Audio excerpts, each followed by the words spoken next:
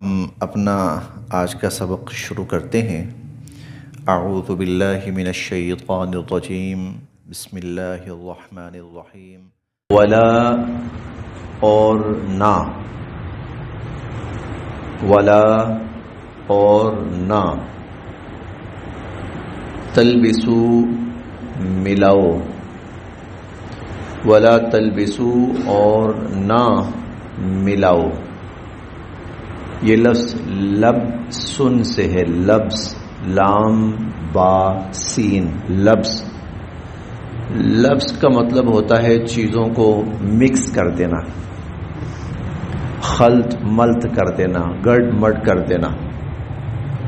ولا تلبسو اور نہ ملاؤ، نہ خلط ملط کرو، نہ گڑ مڈ کرو، الحق حق کو، بالباطل باطل کے ساتھ۔ ولا تلبسوا الحق بالباطل، حق کو باطل کے ساتھ نہ ملاؤ۔ یا یوں بھی کہہ سکتے ہیں کہ حق کے اندر باطل کی مکسنگ نہ کرو، حق کے اندر باطل کی ملاوٹ نہ کرو۔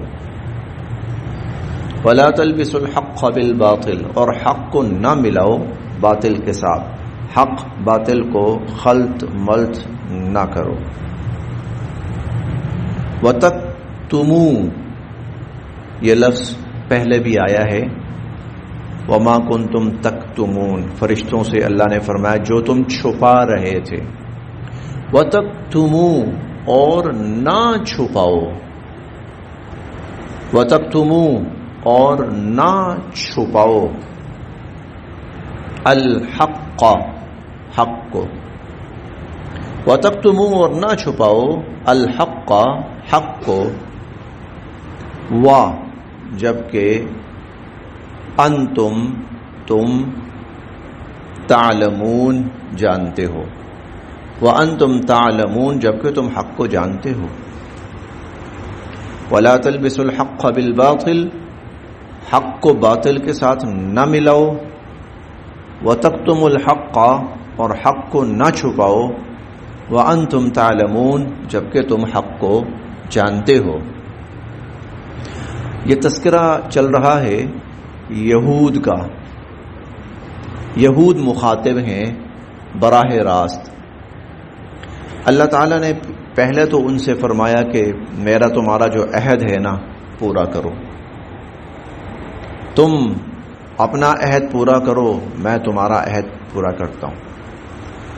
اور پھر اس عہد کی تفصیل کیا ہے کہ جو قرآن میں نازل کر رہا ہوں اس پر ایمان لاؤ، اور دیکھ لو یہ تمہاری تورات کی تصدیق کرتا ہے اور تمہاری تورات اس قرآن کی تصدیق کرتی ہے۔ اگر تم اس کا انکار کرو گے تو اس کے اولی منکر تم بنو گے، تو اس کے اولی منکر نہ بنو۔ اسی بات کو اللہ تعالیٰ آگے بڑھا رہے ہیں، حق کو باطل کے ساتھ نہ ملاؤ۔ حق کو باطل کے ساتھ ملانے کا مطلب کیا ہے؟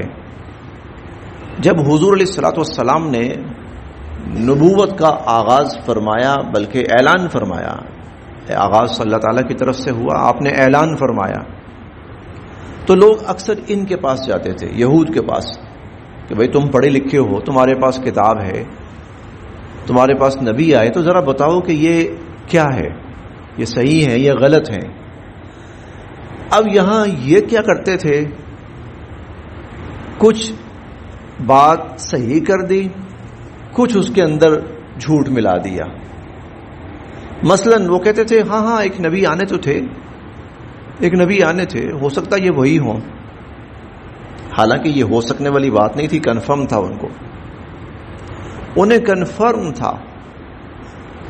آپ اندازہ اس بات سے لگائیں کہ جس رات نبی کریم صلی اللہ علیہ وسلم کی ولادت ہوئی ہے، اس رات ایک یہودی مکہ کی گلیوں میں گھوم رہا تھا، کہتا ہے آج کسی خاص بچے کی ولادت ہوئی ہے۔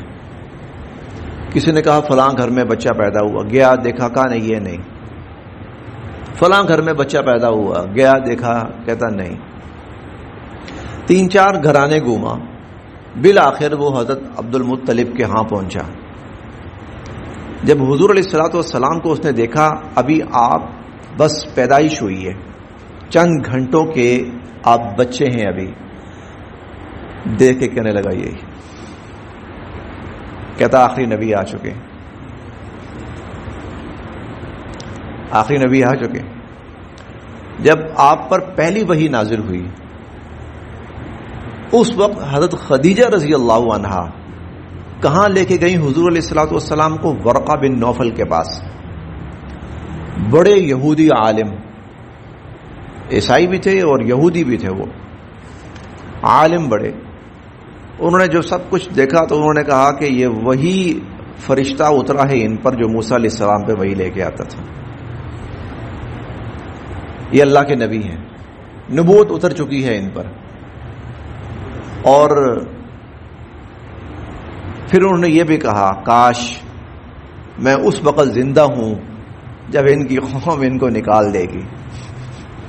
یہاں تک حضرت خدیجہ فرمانے لگیں کیوں نکالیں گے، یہ تو بڑے اچھے ہیں، یہ تو بڑے نیکی کا کام کرتے ہیں، بھلائی کی باتیں کرتے ہیں، یہ ساری بتائی. انہوں نے کہا نہیں، جس نبی نے بھی یہ بات کہی نا جو یہ اب کہہ رہے ہیں اور کہیں گے، ان کی قوم نے ان کے ساتھ پھر اچھا رویہ نہیں کیا. اور یہی ہوا. 13 سال کے بعد آپ کو پھر مکہ سے ہجرت کرنی پڑی.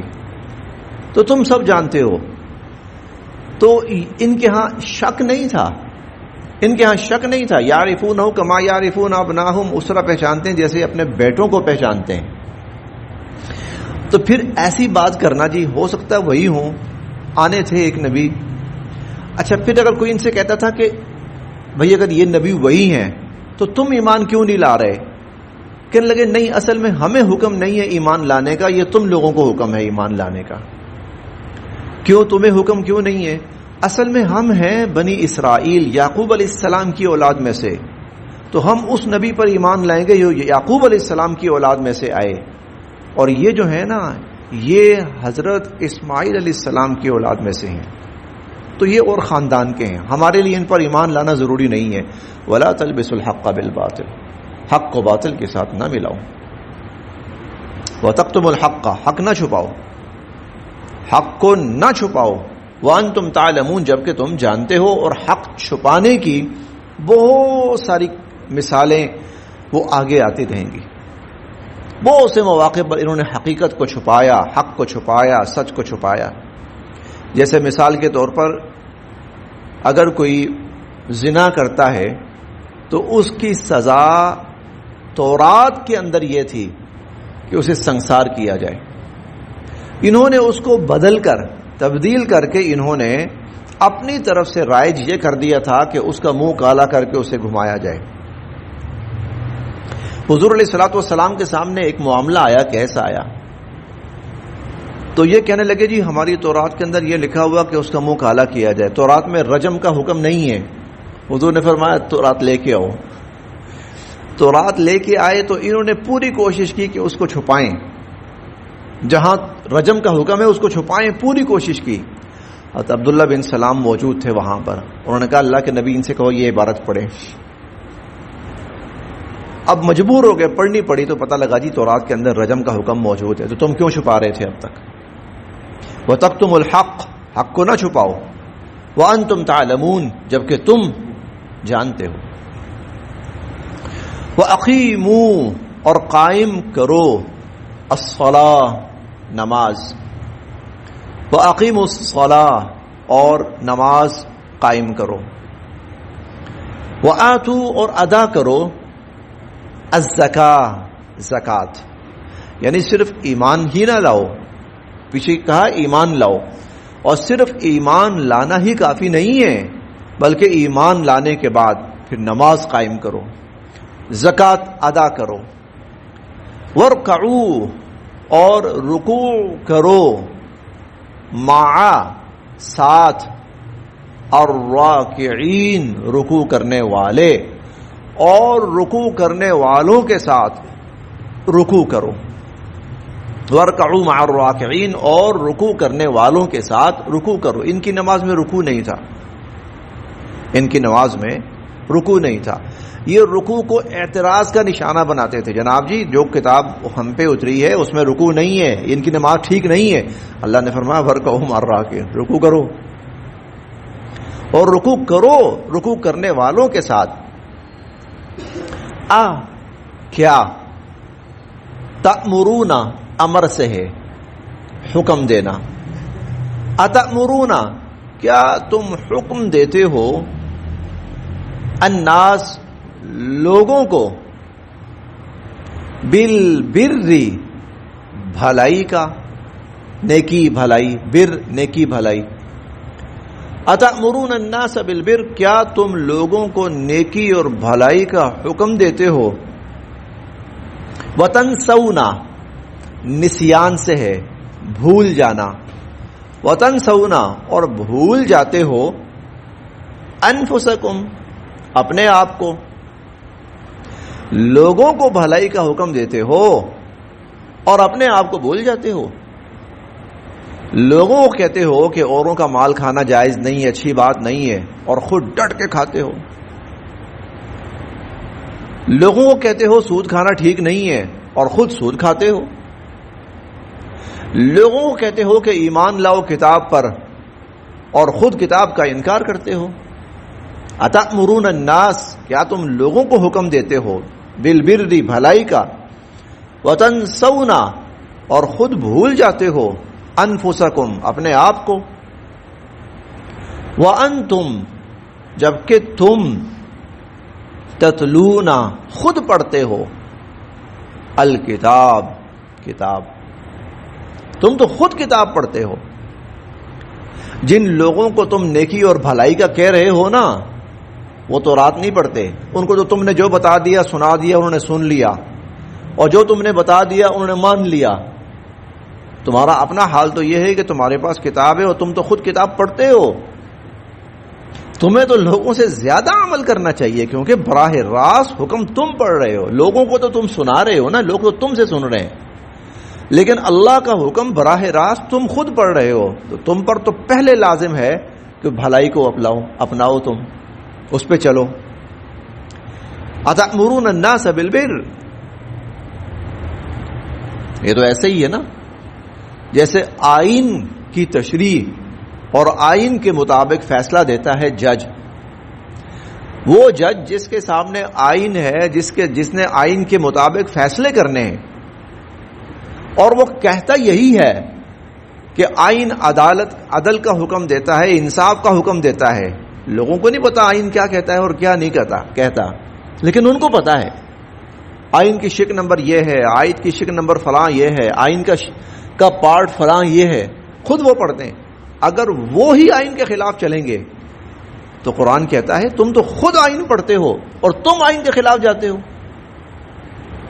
تم ناانصافی کرتے ہو, تم ظلم کرتے ہو. ایک مثال عرض کر رہا ہوں صرف.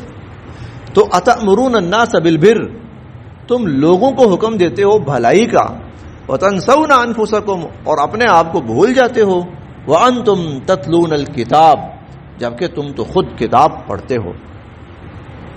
افلا کیا, لا نہیں, تعقلون سمجھتے, کیا اتنی بات تمہیں سمجھ نہیں آتی, کیا تم اتنی بات نہیں سمجھتے؟ بس یہاں تک.